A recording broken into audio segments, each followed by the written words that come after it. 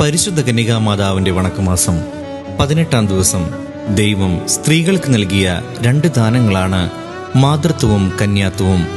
സ്വാഭാവിക തലത്തിൽ ഇവ രണ്ടും ഒരു വ്യക്തിയിൽ സമ്മേളിക്കുക അസാധ്യമാണ്. എന്നാൽ ലോകചരിത്രത്തിൽ ആദ്യത്തേതും അവസാനത്തേതുമായി പരിശുദ്ധ അമ്മ ആ നിയമത്തിന് മാറ്റം കുറിച്ചു. ദൈവശാസ്ത്രത്തിൽ കന്യകാത്വം ഒരു സുഹൃതമാണ്.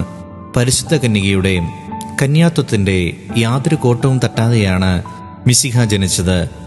അനുവദനീയമായ ലൈംഗിക സുഖഭോഗങ്ങൾ പോലും പരിത്യജിച്ച് ആത്മശരീര വിശുദ്ധി ആജീവനാന്തം പാലിക്കുക എന്നതാണ് കന്യാത്വം കൊണ്ട് വിവക്ഷിക്കുന്നത്. പരിശുദ്ധ കന്യക മിശിഹായെ ഗർഭം ധരിക്കുന്നതിനു മുമ്പും പരിശുദ്ധാത്മാവിനാൽ ഈശോയെ ഗർഭം ധരിച്ചതിനു ശേഷവും അവിടുത്തെ കന്യാത്വത്തിന് യാതൊരു ഭംഗവും സംഭവിച്ചില്ല എന്നുള്ളത് അപ്പസ്തോലിക കാലം മുതലുള്ള വിശ്വാസമായിരുന്നു.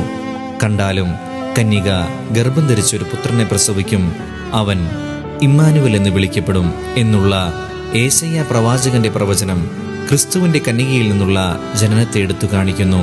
ഇന്ന് ലൈംഗികാദി പ്രസരവാദവും ലൈംഗിക അരാജകത്വവും ശക്തി പ്രാപിച്ചു വരുന്ന ഈ അവസരത്തിൽ പരിശുദ്ധ കന്യകയുടെ മാതൃക നമുക്ക് ആത്മശരീര വിശുദ്ധിയോടുകൂടി ജീവിക്കുവാൻ പ്രചോദനമരുളണം. ഓരോ ജീവിതാന്തസ്സിലുള്ളവരും അവരവരുടെ ജീവിതാന്തസ്സിന് അനുസരണമായ വിശുദ്ധി പാലിക്കണം. പരിശുദ്ധ കന്യകയുടെ നേരെയുള്ള ഭക്തി ശുദ്ധതയുടെ ഏറ്റവും സുനിശ്ചിതമായ അടയാളമാണ്. ജപം. പരിശുദ്ധ കന്യകയെ, അങ്ങ് അവിടുത്തെ കന്യാവ്രതത്തെ ഏറ്റവും വിലമതിച്ചിരിക്കുന്നു.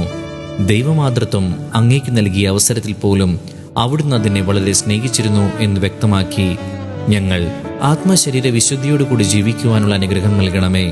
ഇന്ന് അനേകർ ഞങ്ങളുടെ ആത്മനൈർമല്യത്തെ കളങ്കപ്പെടുത്തി ജീവിക്കുന്നു. അവർക്കെല്ലാവർക്കും മാനസാന്തരത്തിനുള്ള പ്രചോദനം ലഭിക്കട്ടെ. കന്യാംബികയെ, അങ്ങാണല്ലോ എല്ലാവർക്കും ഹൃദയശുദ്ധതയോടുള്ള സ്നേഹം നൽകുന്നത്. ഞങ്ങളും അതിനെ വിലമതിക്കുവാനുള്ള ജ്ഞാനം പ്രദാനം ചെയ്യണമേ. സുഹൃതജപം. കളങ്കരഹിതയായ കന്യകയെ, നിഷ്കളങ്കരായി ജീവിക്കുവാൻ ഞങ്ങളെ അനുഗ്രഹിക്കണമേ.